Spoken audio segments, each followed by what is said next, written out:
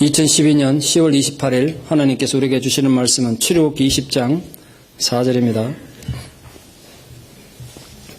출애굽기 20장 4절에서 6절을 먼저 봉독해 드리겠습니다. 너를 위하여 새긴 우상을 만들지 말고 또 위로 하늘에 있는 것이나 아래로 땅에 있는 것이나 땅 아래 물속에 있는 것의 어떤 형상도 만들지 말며 그것들에게 절하지 말며 그것들을 섬기지 말라. 나 내 하나님 여호와는 질투하는 하나님인즉 나를 미워하는 자의 죄를 갚되 아버지로부터 아들에게로 3, 4대까지 이르게 하거니와 나를 사랑하고 내 계명을 지키는 자에게는 1000대까지 은혜를 베푸느니라. 출애굽기 32장 4절 한 절을 더 봉독해 드리겠습니다. 출애굽기 32장 4절입니다.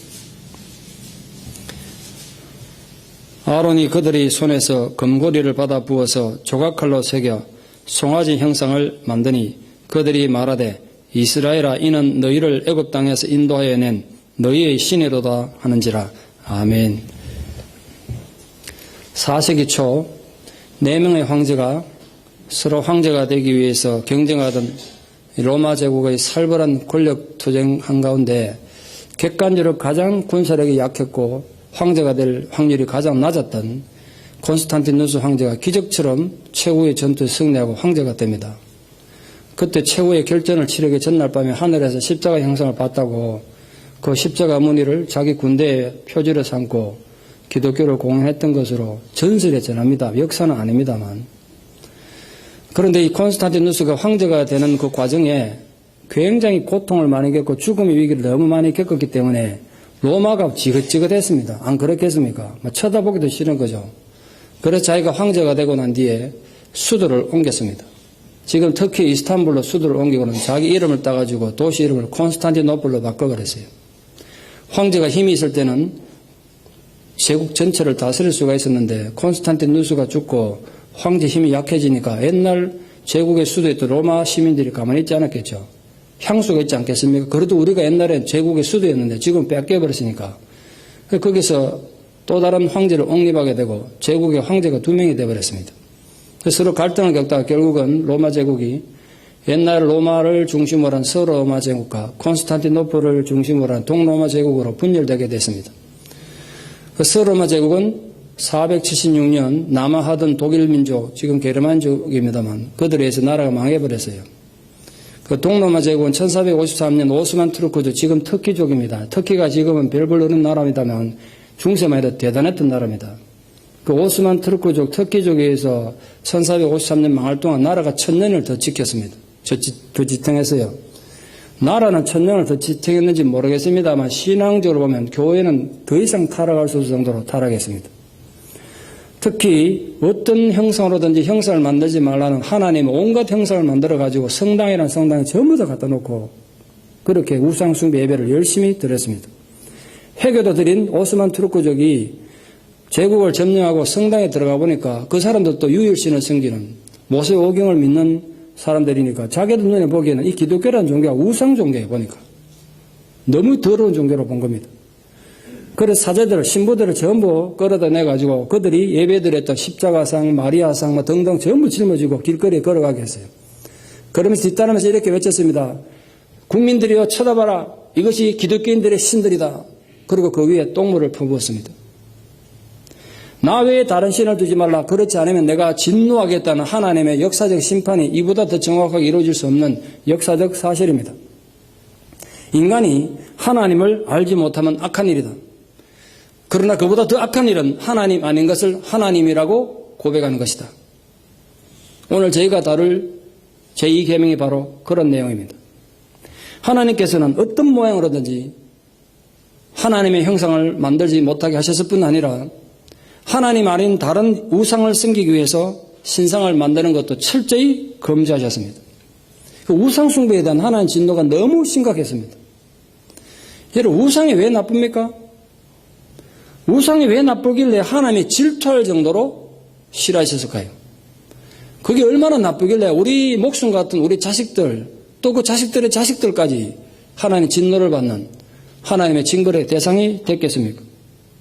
그 우상이 도대체 뭡니까? 우상의 개념. 오늘 여러분이 우상이 뭔가를 먼저 좀 알고 돌아가시기 바랍니다. 우상이란 딴 게 아닙니다. 인간이 자기들 마음대로 신을 조종할 수 있는 것, 그게 우상입니다. 자기들 마음대로 조종할 수 있는 것. 그 오늘 본문에 이렇게 말하고 있습니다. 너를 위하여 우상을 만들지 말라. 제2계명에 경고하고 있는 게 이겁니다. 우상은 나를 위하여 내가 만든 겁니다. 원래 인간이 하나님 뜻을 이 땅에서 알아가지고 이 땅에서 하늘의 뜻이 하늘에서 이루어진 것처럼 땅에서도 이루어지도록 그렇게 사는 게 신앙의 목적입니다. 그런데 우리 기독교 신앙에조차도 하나님조차도 자기 욕망을 이루는 우상의 수단이 되어버린 것입니다. 그 결과 성경에 하나님을 믿는 게 아니라 우상의 대상으로 하나님을 조종하고 있게 된 거죠. 다른 사람들이 물을 떠놓고 달에다 빌고 태양에 빌고 나무에 빌고 돌에 비는 동안 단지 그 대상이 하나님일 뿐이지 내용은 똑같은 거예요. 예배 내용이, 기도 내용이. 우상숭배가 왜 생겨나겠습니까? 인간들 마음속에. 우리 기독교인인데 우리 우상숭배로부터 자유롭냐 말이에요. 절대 자유로운 게 아니거든요. 우리도. 우상숭배는 우리 마음에서 생겨납니다. 왜 마음에서 생겨나냐면 사람들은 죄를 사랑하고 언제까지나 죄를 지을 겁니다. 그런데 어떤 죄인도 너 죄인이다. 너 왜 그렇게 죄를 짓냐? 지적당해서 기분 좋아할 죄인 아무도 없습니다. 그러면 죄인이 아니죠. 죄를 지적당해가지고 내가 잘못했거나 회개하는 인간은 죄인이 아니라고요. 모든 죄인은 죄를 사랑하고 죄를 지으면서도 죄에 대해 책망받기를 원치 않습니다. 그래서 생각해냈습니다. 자기들의 죄를 절대로 책망하지 않을 신을 스스로 만든 겁니다. 그래서 우상은 인간이 아무리 죄를 지어도 책망하지 않습니다. 인간의 어떤 악함에 대해서 전혀 반응이 없습니다. 그래서 우상으로서 신앙생활을 하게 되면 아무런 죄책감 없이 못된 짓을 아무리 악한 일을 하면서도 신앙생활을 잘 할 수 있습니다. 편안하게 할 수 있습니다. 더 이상 그 하나님이 자기 죄에 대해서 아무런 얘기를 안 하니까. 우상으로서 하나님을 믿으니까. 그래서 아담 이후로 타락한 인간들은 기회만 있으면 환경만 되면 하나님을 우상의 자리로 밀어내려는 본능을 갖고 있습니다. 여러분 모두 갖고 있습니다. 저 또한 마찬가지입니다. 제가 목사인데 이렇게 설교하는 전제도 환경만 기회만 되면 하나님을 우상의 자리에 밀어내놓고 내가 만난 하나님, 내가 그린 하나님을 딱 만들어놓고 그 하나님을 섬긴다니까요. 하나님은 눈에 보이지 않는 영혼이고 힘입니다. 솔직히 말씀드려서 눈에 보이지 않는 존재를 늘 묵상하고 느끼고 예배한다는 건 보통 쉬운 일이 아니죠. 어려운 일입니다. 우리 지금 오늘 예배드리러 왔습니다만 하나님을 정말 느끼시고 하나님 내 옆에 계시거나 하나님 내 앞에 계시거나 이 느낌 가지고 예배드리기 얼마나 어렵습니까? 솔직히. 느끼지십니까 지금? 표정들이 왜 그렇습니까? 하나님 느끼지시냐고 지금? 어려워요. 이론이라고 다 그게. 그러다 보니까 인간들은 어떻게 하든지 하나님에 좀 집중해서 어떤 대상을 자꾸 만들고 싶어요. 그래서 실제로 만들었어요. 처음에는 좋았겠죠. 그걸 보면은 하나님의 생각되고 하나님 느껴지니까 거룩하게 행동도 조심하고 그랬을 겁니다. 그런데 시간이 흐름에 따라서 하나님을 생각나게 했던 것이 하나님 아니잖아요, 그게. 근데 이제 하나님 온데가 안 됐고 하나님을 생각나게 하고 하나님 예배 드릴 수 있도록 동기를 줬던 그게 하나님 되어버린 거예요. 그게 우상이에요. 마음대로 만들 수 있으니까. 우상의 신으로 숭배되는 과정을 보면 너무나 쉽게 이해가 됩니다. 어떻게 우상이 만들어지고 우상이 시작되는가 거기에 대해서 보여주는 구체적인 사건들이 성경에 여러 개가 있습니다. 오늘 두 가지만 예를 좀 들려갑니다. 너무 중요한 얘기니까. 첫째, 인간들이 원초적인 두려움을 가질 때 여러분 사는 게 너무 두려우면 자기도 모르게 하나님 안에 뭔가를 우상으로 잡아버립니다. 지금도 그렇습니다. 두려움이 인간들을 하여금 우상을 만들더라고요. 종교학에서는 종교의 기원을 그렇게 설명합니다. 왜 태초에 인간에게 종교가 만들어지냐? 기독교가 아니니까. 인간들이 두려움 때문에 벼락이 치고 천둥이 나고 지진이 나니까 힘들다, 두렵잖아요. 이 두려움에서 뭔가 의지할 존재가 필요해서 신을 만들었다 이렇게 설명합니다. 그와 같은 이유로 두려움에 사로잡힌 인간들이 우상을 만들었습니다. 그 예가 오늘 읽은 출애굽기 32장에 있습니다. 32장 다시 한번 보시겠어요? 아까 32장 4절 말씀. 광야 이스라엘 백성들은 모세가 시내산 올라가가지고 40일 동안 내려오지 않았습니다. 하나님과 대화하느라고. 근데 산 아래에서 이스라엘 사람들 어떻게 생각했냐면 그 산은 돌산입니다. 풀 한 폭이 없고 물 한 모금 마실 수 없어요. 근데 40일 동안 소식이 없어. 그럼 무슨 생각이 맨 먼저 들겠습니까? 분명히 죽었다. 모세가 올라가서. 모세가 죽은 거야. 안 죽고 40일 동안 안 내려올 리가 있나. 근데 문제는 이스라엘 백성들이 그때 그 수준의 하나님에 대한 이해 수준으로서는 모세가 죽으면 모세가 인도하던 하나님도 죽었다고 생각하는 거예요. 그럼 집단적으로 어떤 생각이 들겠습니까? 이제 우리는 어떡하냐 이거야. 이 광야에서 어떻게 살아가냐. 모세도 없고 하나님도 없고 우리 누구를 의지하고 살아가냐. 앞으로 어떡하냐. 그런 집단 불안감, 집단 공포에 사로잡히게 된 것입니다. 실제로 그래요. 그 32장 쭉 읽어보면. 그 집단 공포를 이기지 못한 군중들이 모세 형 아론에게 찾아와가지고 우리들 인도한 우리 출애굽시켰던 신이 있을 거 아니야. 어떻게 신이 모양이 없냐. 그 눈에 보이게 그 신을 만들어달라고 요구했습니다. 그들은 아직도 말씀 가운데 하나님을 만난 적도 없고 눈에 보이지 않는 하나님을 이해할 수도 없었고 받아들일 수도 없었기 때문에 그렇습니다. 그들 신이라는 건 애굽에서 400년 동안 본 신은 모든 신은 모양이 있는데 왜 우리 하나님만 모양이 없냐. 그럴 수가 있냐. 신이란 모양이 있어야지. 만들어내라는 거야. 그건 아론도 마찬가지였던 것 같습니다. 그래서 아론이 앞서가지고 군중들이 가져다 준 금고리를 모아다가 군중들의 입맛에 만든 하나님을 만든 게 눈에 보이는 금송아지 우상이었습니다. 이게 우상이라고요. 그 금송아지 만들고 아론이 외친 거 보십시오. 아론이 그들의 손에서 금고리를 받아 부어서 조각칼로 새겨 송아지 형상을 만드니 그들이 말하되 이스라엘아 이는 너희를 애굽 땅에서 인도하여낸 너희의 신이로다. 이게 애굽에서부터 우리 인도하는 우리 하나님이란 거예요. 금송아지 만들어 놔놓고. 이스라엘은 하나님께서 그들에게 원하시는 게 뭔지를 전혀 생각지도 않고 자기들의 열심과 자기들의 만족으로 우상을 만든 것입니다. 여러분 오해하시면 안 됩니다. 금송아지가 애초에 이스라엘 사람들이 하나님 아닌 다른 우상 만들려고 다른 이방의 신을 만들려고 만든 게 아니라 하나님을 눈에 보이게 만든 게 우상이었습니다. 금송아지였습니다. 하나님 만든 겁니다. 출애굽 때 또 우리 인도에는 신이 어떤 신이냐? 눈에 보이게 만들어라. 그래 만든 게 금송아지예요. 그래서 자기들은 하나님을 잘 섬긴다고 생각했습니다. 열심히 섬긴다고 생각했습니다. 그 금송아지 자기도 희생해서 자기도 돈 내서 만들었으니까. 그러나 하나님은 그들을 보고 몰살시키시려고 진노하고 계셨습니다. 질투하고 계셨습니다. 우상이 만들어진 두 번째 경우는 분명히 하나님께서 은혜로 우리에게 준 인간에게 준 수단인데 그게 변질된 경우입니다. 처음엔 분명히 하나님 은혜로 준 거 맞아요. 그래서 그 은혜로 하나님도 발견하고 하나님께 나아갔어요. 근데 이 시간이 지나면서 그 은혜 수단이 이게 분명히 하나님 아니지 않습니까? 근데 하나님 온데가 안 되고 하나님 은혜로 준 수단이 변질돼가지고 우상이 되는 겁니다. 여러분 은혜 받았다고 무조건 자만하고 좋아할 일만 아닙니다. 잘못하면 여러분이 받은 은혜가 우상이 된다니까요. 실례를 한번 들어볼까요? 출애굽한 뒤에 일어나는 구리뱀 사건이 있습니다. 이스라엘 백성들이 계속해서 불평하고 원망하니까 하나님께서 뒤에 불뱀을 보내가지고 불평하는 사람 물어버렸어요. 왜 자꾸 불평하고 원망하는 사람들 우리 동네도 뱀 많습니다. 조심하세요. 어느 날 물리는 수가 있습니다. 그러니까 불뱀은 굉장히 중요한 독사인데요. 사막이 실제상 독사인데 사람들이 독에 번져서 죽어가니까 고통스러워하니까 하나님 또 그걸 불쌍해가지고 구리로 노뱀을 만들게 했어요. 그걸 장대 위에 달게 했습니다. 쳐다보는 사람은 살고 안 쳐다보는 사람은 죽었습니다. 믿음의 문제죠. 하여간에 시간이 흐른 뒤에 이 불뱀 사건이 해결이 됐습니다. 사람도 죽을 사람 죽고 살아난 사람 낫겠죠. 심각한 문제가 하나 돼도 됩니다. 그 장도의 노뱀을 어떻게 할 거냐고요. 어떻게 했으면 좋겠습니까? 상황이 끝났으니까 원칙적으로 어떻게 해야 되죠? 녹이 없애야 됩니다. 근데 그걸 왜 없애냐 이거야. 이스라엘 사람들이 하나는 눈에 보이지 않지만 구리뱀은 너무나 분명한 눈에 볼 수 있는 하나님의 상징인데 그걸 왜 없애냐. 그때부터 그 불뱀이 노뱀을 갖다가 열심히 하나님처럼 섬겼습니다. 700년을 섬깁니다. 700년을 열심히 섬겼어요. 이게 언제 없어지냐면 BC 715년 유다 13대 왕 히스기야 왕 때 갔어요. 히스기야 왕이 보고 깜짝 놀랐어요. 아니 우리 조상들이 어떻게 이런 우상을 아직도 섬겼냐. 이거 벌써 없애야 되는 건데 그 녹이 없앤 거예요. 히스기야 왕 때. 그 최소한 700년이에요.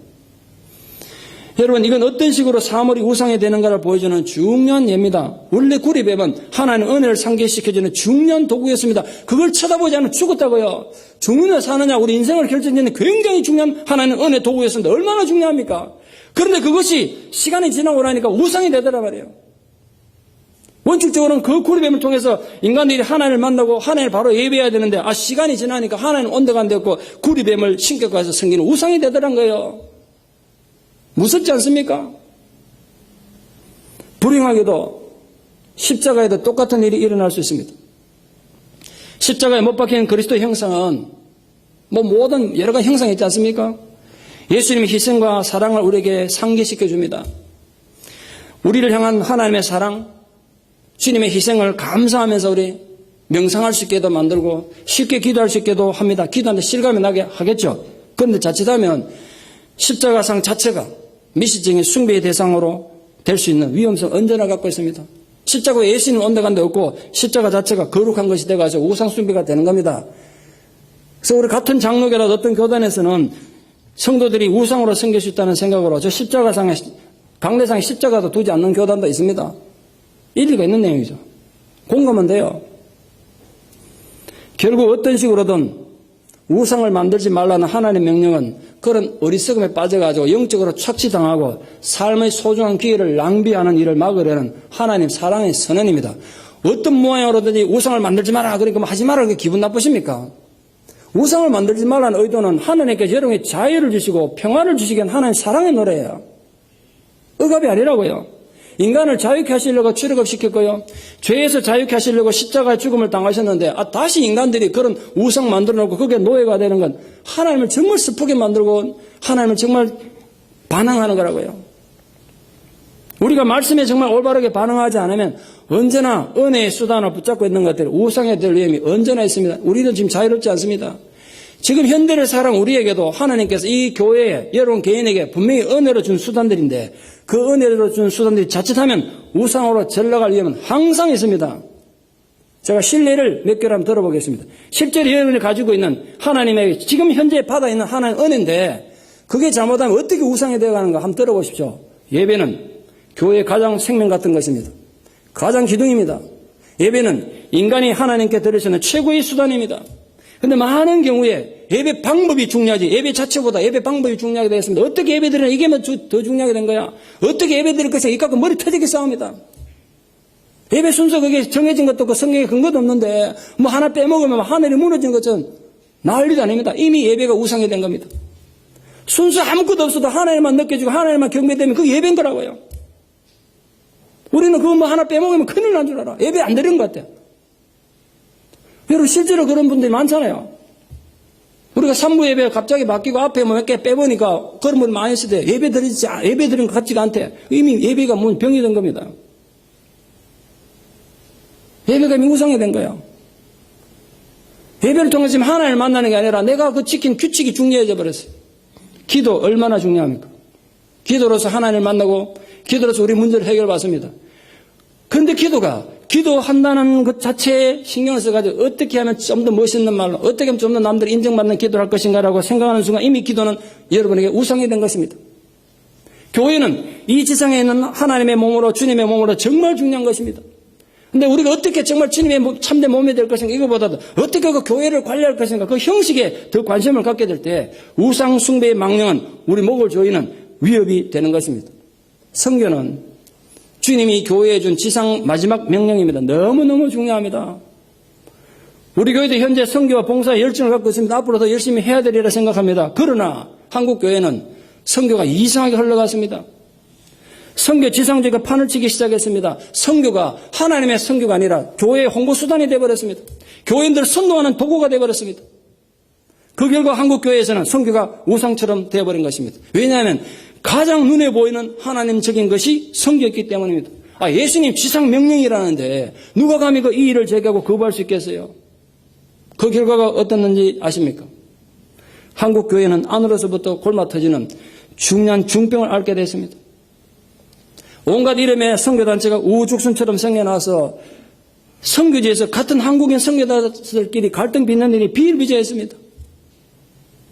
먼저 뿌리 내린 선교사들의 선교지가 다른 선교단체에서 무너진 일도 도처에서 벌어졌습니다. 선교가 우상에 된 결과 빚은 당연한 비극입니다. 여러분 미국의 남북전쟁은 그 전쟁으로 해서 갈라진 건 국토만이 아니었습니다. 정치적으로만 갈라진 게 아니었습니다. 하나님에 대한 신앙도 갈라졌습니다. 원래는 전쟁하기 하루 전만 해도 같은 하나님 믿는 같은 교단이었는데 전쟁이 딱 시작되고 난 뒤에는 남군이 믿는 남군의 하나님과 북군이 믿는 북군의 하나님 나눠졌습니다. 그래서 남장로교, 북장로교 지금도 그렇게 내려오고 있습니다. 원래는 하나의 침략이 밖에 없었는데 남군의 침략이 북군의 침략이 나눠져가 남북 침략이 그렇게 됐습니다.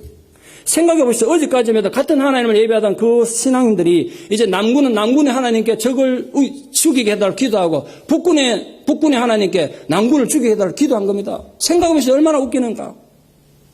우상이 되니까 그래 되더라고요. 종교가. 1865년 남북전쟁이 끝나고 불과 20여 년이 지난 1885년 아직 전쟁의 상처가 채 아물지도 않은 상황에서 남장로교회가 북장로교회가 공교롭게도 조선 땅에 선교사를 파송했습니다. 물론 따로 파송했는데 와서 만난 겁니다. 조선 땅에서. 조선 땅에서 마주친 두 교단의 관계자들은 정치적으로 보면 원수들입니다. 얼마 전까지도 서로 총 쏘고 싸웠던 원수들이잖아. 그러면 이 조선 땅에서도 자기들 역량을 키우기 위해 가지고 서로 싸우고 갈등을 이렇게 맞습니다. 그런데 그들이 놀라운 합의를 이뤘어요. 비록 우리들이 정치적으로 남북으로 나눠져 있고 전쟁 때문에 남북으로 장로교로 나눠졌더라도 이 조선 땅을 우리 신앙 때문에 나누지 말자. 조선 땅에는 남장로교, 북장로 이런 거 말고 하나의 장로교, 하나님의 교회만 세우자. 이거 합의한 겁니다. 너무 고마운 거죠. 그래 사실은.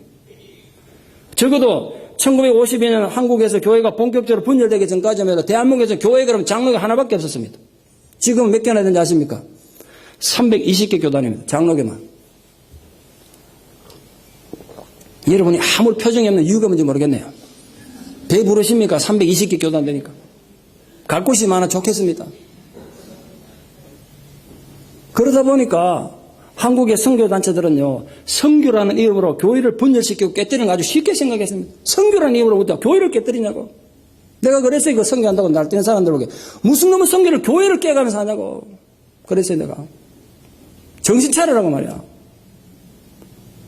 선교라는 명목으로 현재 선교사님들이 오랜 세월 피를 흘려 다져온 선교 기반을 무너뜨려서 선교사님들 선교에서 쫓겨난 일을 비일비재했습니다. 저는 현장에서 봤어요. 피눈물 흘려요. 자기 동네에서는 인격적으로 개판으로 살고 온갖 불법을 저지른 교인들에게 선교사 훈련이라는 명목으로 선교대 환상을 막 심어줘가지고 너도 나도 뭐 선교 나가는 게 무슨 유행처럼 번져갔습니다. 한국 사회에. 뭐 무섭게 번져갔어요. 외국 여행 가듯이 그냥 선교를 다녔다고. 전혀 준비가 되지 않고 인격적으로 문제가 많은 교인들에게 내가 선교를 한다. 내가 세계를 사역한다는 영적인 교만에 빠지게 했습니다. 내가 선교하지 말자는 거 아닙니다. 교인들 선교사 훈련시키지 말자는 거 아니에요. 정말 제대로 훈련시켜야 돼요. 그 결과 치명적인 문제를 일으킵니다.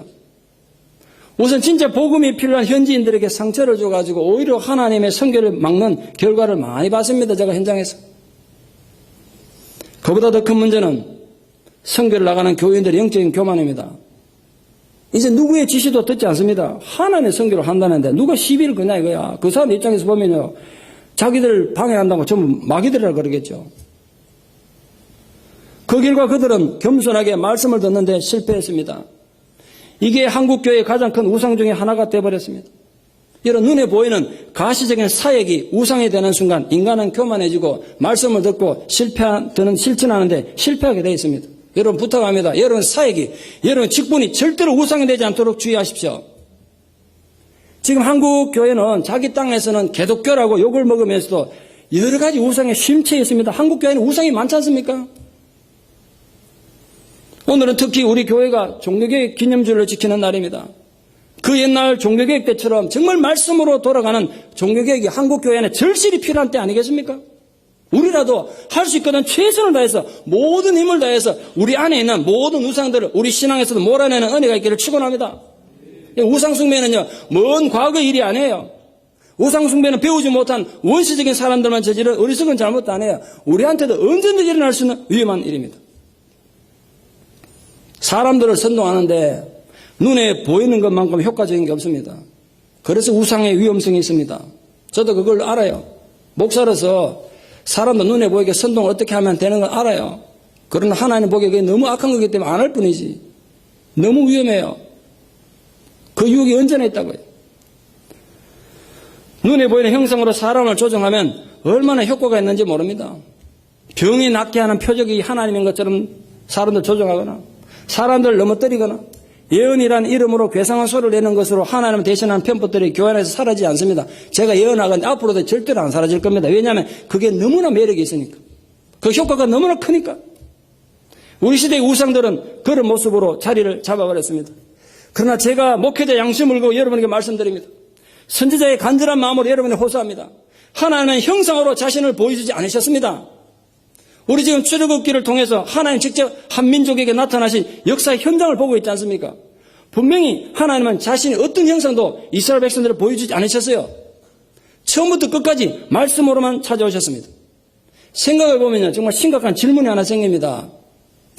만일 하나님께서 하나님의 작은 부분이라도 하나님 새끼손가락 하나만이라도 좀 보여주셨다면 사람들이 꼼짝도 못하고 하나님 앞에 복종했을 겁니다.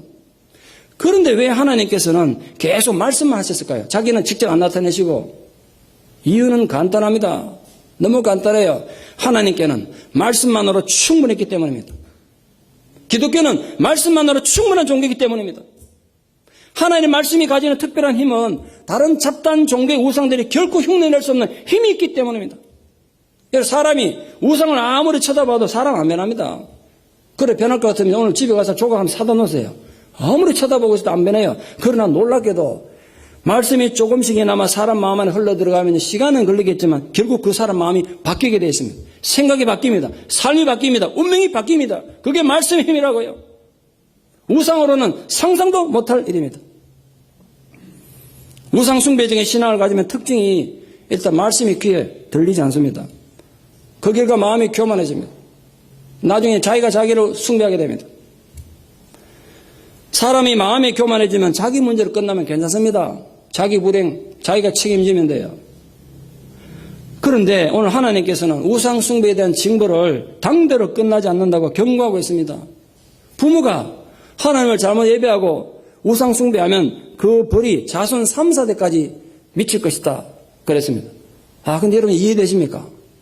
전 어릴 때 성경 읽어보고 정말 이해가 안 됐습니다. 아니 이게 무슨 빨갱이 공산당도 아니고 아버지 잘못하는 것 같고 왜 자식이 벌을 받냐고. 엄마가 잘못해서 엄마가 벌을 받아야지. 왜 그 죄를 자식이 받고 그 밑에 손자들이 받냐고. 이게 무슨 연좌제도 아니고. 정말 이해가 안 됐어요, 제가. 그러나 이해되십니까?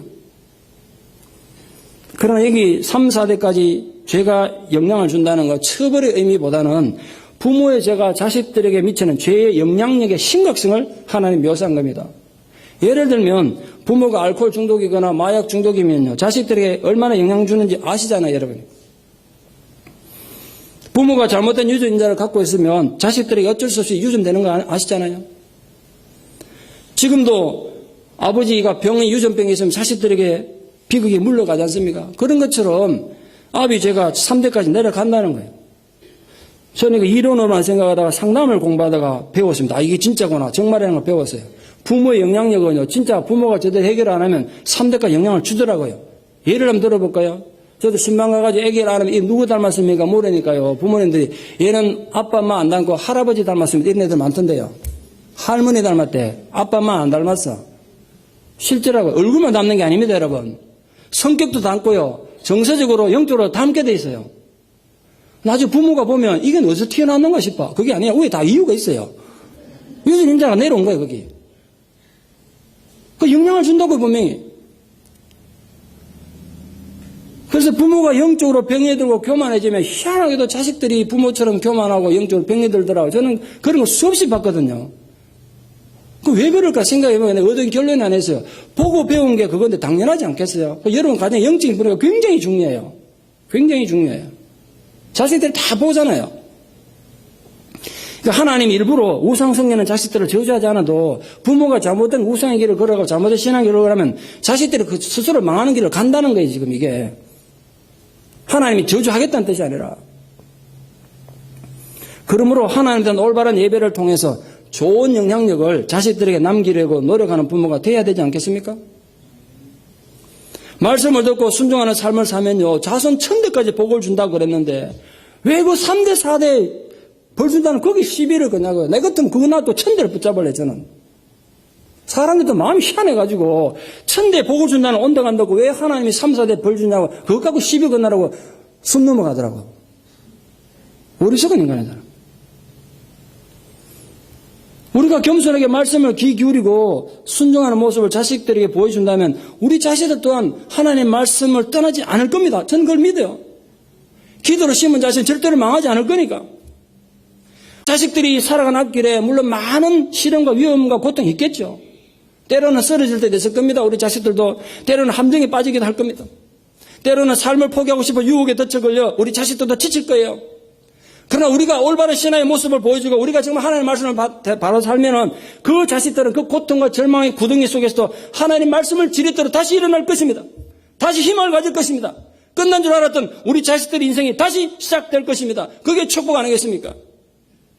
그렇다면 부모님 여러분, 오늘 제가 심각한 걸 하나 좀 묻고 싶습니다.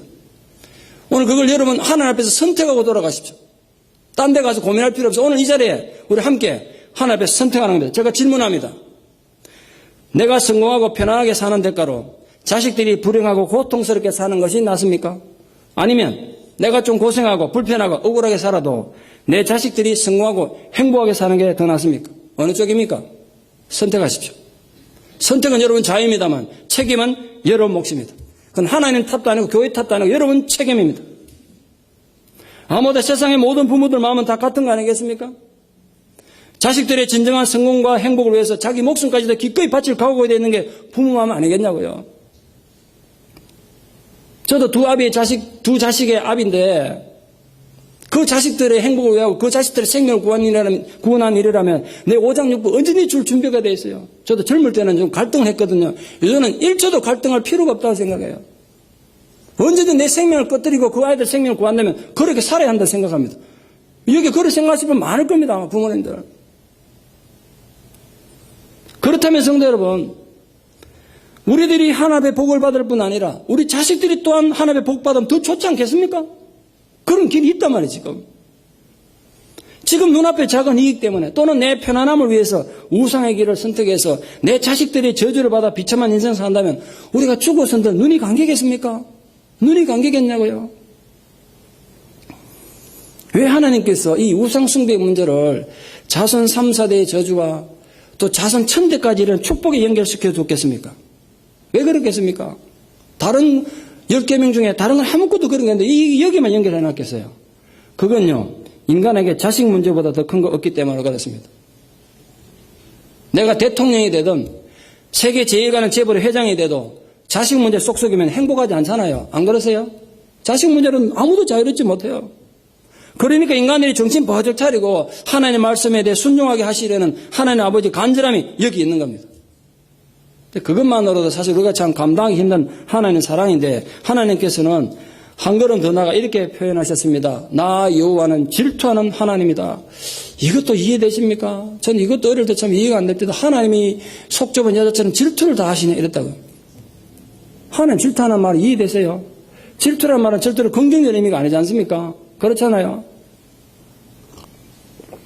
그러나 여러분, 하나님이 질투하신다는 것, 인간들처럼 속이 좋고 옹졸하는 뜻은 결코 아닙니다. 하나님 뭐가 부족하셔가지고 우리 같은 인간들 놓고 매달림이 질투하시겠어요? 예? 내가 어떤 대상을 사랑합니다. 내가 그 대상을 정말 사랑하고 존중하지 않으면요, 그 대상에 남을 사랑하든 말든 관심 없을 거 아니에요. 근데 하나님 잘 들어보세요. 하나님은 우리를 너무 사랑하셔서 우리 정말 별 볼 일 없고 초라한 존재인데도 너무 사랑하셔가지고 우리가 하나님과 관계 사랑이 깨지고 다른 엉뚱한 존재 우상을 사랑하면 하나님이 질투를 느끼신대요. 너 그런 삶 안 된다는 거예요. 우리에게 그만큼 관심이 있다는 뜻입니다. 하나님이 얼마나 우리와 절실한 관계, 진실한 관계를 맺기를 원하셨는지 질투하는 마음으로 우리에게 다가오셨어요. 그 인간을 향한 하나님 아버지의 깊은 사랑과 관심을 그렇게 지금 극적으로 표현하신 것이 질투하는 하나님 표현입니다.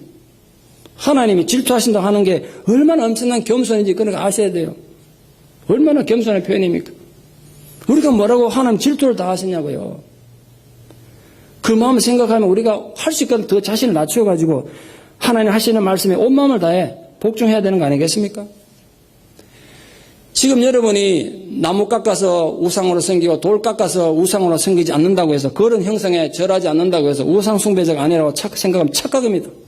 신앙인들이 저지른 정말 큰 착각이에요. 나는 그래도 저런 나무나 돌에 숭배하는 자가 아니니까 나는 우상 숭배자가 아니다. 나는 정상적으로 매주 예배 드리고 하나님 앞에 가니까 나는 우상 숭배자는 적어도 아니다. 10계명 중에 2계명 나하고 관계가 때릴 생각하면 여기 많을 겁니다. 착각입니다. 오늘 잘 들어보세요. 지금 여러분은 하나님을, 예수님을 올바른 자리에 모시고 계십니까? 있어야 될 자리 있냐면 여러분 인생에 하나님이 그분에게 정당한 예배를 드리고 있습니까? 인간은 하나님을 우상으로 만들어놓고 얼마든지 하나님 예배 드릴 수 있습니다. 여러분 지금 오늘도 주일 예배 이렇게 나오셔서 예배를 드립니다만 여러분 드리는 예배가 세상에서는 조롱거리가 되고 여러분 예배가 하나님 진노의 대상이 될 수 있다는 거 아십니까? 여러분 무조건 예배만 드리면 하나님 막 기뻐하실 것 같습니까? 제가 겪었던 신뢰를 한 말씀 드리겠습니다. 12년 전 한국에서 있었을 때인데 한국에서는 가끔 가다가 이민사의 뉴스가 나옵니다. 한국에 나올 정도면 이민사의 심각한 뉴스만 나오지 일반적인 뉴스는 나올 수가 없는데 그때 뉴스가 어떤 내용이냐면 LA에 사는 어떤 부부가 젊은 부부가 한국의 여학생들한테, 여대생들한테 미국 오면 아르바이트 하면서 영어를 배울 수 있다. 방학 때 이용해서 오라. 젊은 여자들한테는 오면 돈을 많이 벌 수 있다고 오라고 유혹해가지고 오면 공항에 딱 오면 여권부터 뺏고 자기 집에 감금하고 강제로 성매매를 시켰습니다. 매춘으로 다 만들어버렸습니다. 그 젊은 여자들이 당면했을 그 절망감을 생각해 보십시오. 그리고 그들이 버는 돈도 다 뺏어가고 그들의 수많은 여성들의 인생을 망쳤습니다. 그게 한 4년 동안 그랬답니다. 4년. 수백 명의 여성들이 희생됐습니다. 그게 밝혀졌어요. 뉴스 났습니다. 한국 사회도 발칵 뒤집어졌습니다. 요즘은 가끔 그런 게 뉴스 나서 좀 괜찮지만 10여 년 전에 제가 그 뉴스 들을 때마다 한국 사회가 심각하게 반응했습니다. 저도 굉장히 충격받았어요. 인간이 이렇게 악할 수가 있나. 그리고 얼마 안 있어 제가 LA 집회를 갔습니다. 어느 교회 가서 집회를 하는데 원고에도 없었는데 LA 왔으니까 내가 얼마 전에 뉴스도 들었겠다. 그걸 이제 예화를 들었어요. 이민사회가 이렇게 악하다고. 근데요, 설교를 했는데 분위기가 썰렁하더라고. 그 전까지는 아주 좋았거든요. 아멘도 그러고 막 웃다가 분위기가 얼음장처럼 싸늘해지더니 내가 놀라서 이렇게 목사님하고 강단에서 앉는데 목사님 얼굴이 흑빛이 되더라고. 이상한데, 이 생각을 했거든요. 설교 마치고 식사를 하는데 어떤 집사님 저에게 와서 귀에 속삭이더라고요. 목사님, 아까 그 사람이 우리 교회 집사예요. 이러더라고. 그 인간이 그 교회 집사야. 부부가. 제가 그 얘기 듣고 얼마나 충격받았는지 모릅니다. 한번 상상해 보십시오.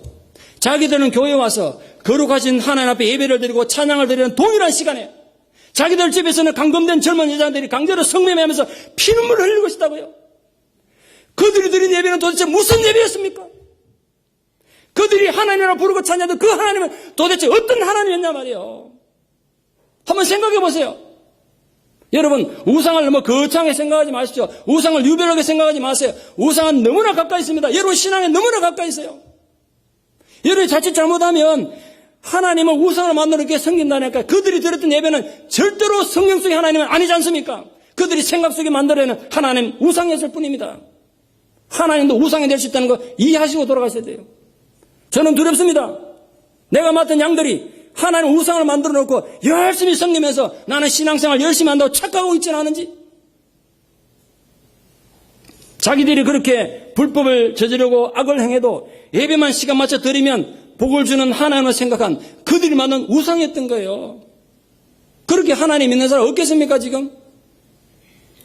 그들의 하나님은 성경의 하나님과는 아무런 관계가 없는 겁니다. 여러분 그들이 드리는 예배가 얼마나 하나님 욕되게 하는 것입니까? 그들이 드리는 예배가 얼마나 하나님 분노를 일으켰겠어요? 너희들이 그런 악한 짓을 하고도 지금 내 앞에서 예배를 드리냐 이 더러운 인간들하고 하나님께서 분노하지 않으셨겠습니까? 그런 내용이 성경에 있어요. 너희들이 내게 드린 제사가 내한테 신물을 한다. 역겹다. 구역질을 한다. 그런 내용이 있어요. 이스라엘 사람들 하도 악을 행하면서 하나님이 정기적으로 제사는 드리고 예배는 드리니까 너희들이 드린 제사, 너희들이 드린 예배가 내한테 구역질한다. 성경에 그런 표현이 있어요.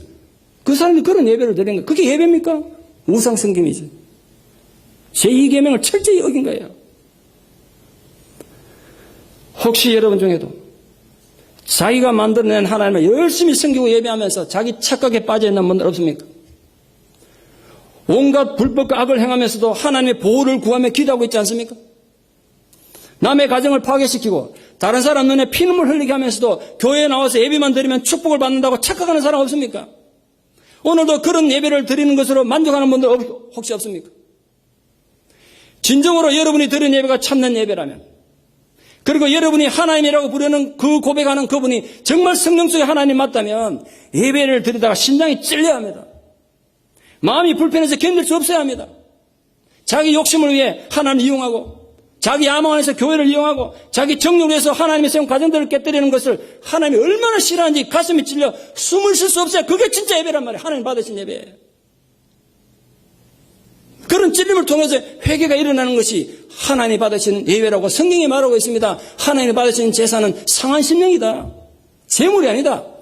헌금 목적 얼마나 두꺼운 이런 게 아니다. 네가 정말 회개하고자 하는 내가 인생에 이렇게 살면 안 되는데 내가 하나님 안에서 이렇게 살면 안 되는데 이렇게 나태하면서 살면 안 되는데 내가 이렇게 타락하면 안 되는데 나 회개하고 돌아가야 되는데라는 그 찔리는 마음 그걸 드리는 게 예배란 말이에요. 여러분 예배 가운데 그 상한 심령을 드리는 예배가 살아있는 예배가 되기를 축원합니다. 우리 세카라멘트 한인 장로교는 적어도 우상에 대한 예배를 드리는 교회가 안 되기를 바랍니다. 여러분 개개인 모두가 이보다 심각한 내용이 어디 있습니까? 하나님은 이스라엘 백성들이 어리석게도 하나님을 송아지 형상을 만들어 섬겼을 때 무려 3,000명이나 죽이심으로 극렬한 진노를 표현하셨습니다. 우리 또한 알게 모르게 하나님을 보이는 형상으로 만들어 섬기고 있지 않습니까? 우리 재산이, 명예가, 더러운 욕망이 하나님 자리를 찾아오고 있지 않습니까? 하나님은 어떤 피조물로도 대체할 수 없으며 그것을 엄격히 금하셨다는 사실을 부디 잊지 말기를 바랍니다. 여러분의 관심을 자손 3, 4대에 걸쳐 저주받는 데 둘 것이 아니라 천대까지 이르는 축복에 두기를 소망합니다. 하나님 명령에 순종하는 부모로 인해서 헤아릴 수 없이 많은 후손들이 복을 받는다는 사실을 가슴에 새기고 돌아가십시오. 그 천대라는 것이 꼭 999다음 천이라는 뜻보다도 히브리어에 가진 천이라면 무한히 많다는 뜻이에요.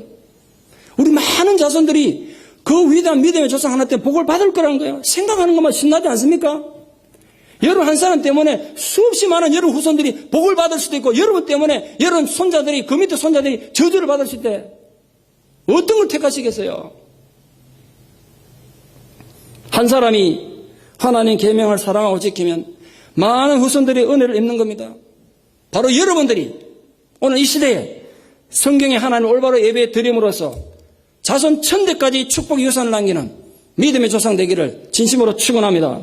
기도드리겠습니다. 거룩하신 하나님 은혜와 사랑을 감사드립니다.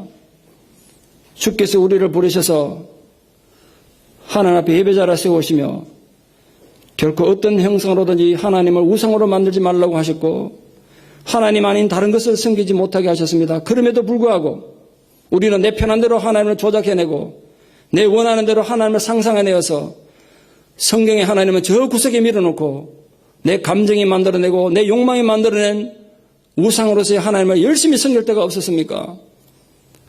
오늘 이 시간 우리가 마음을 겸손히 내려놓고 하나님 앞에 회개하는 마음으로 고백합니다. 이 잘못된 신앙이 나 혼자만의 문제라면 괜찮지만 나의 잘못된 신앙의 모습이 내 자식들에게 그 자식들에게까지 영향을 준다고 주님 경고하셨습니다.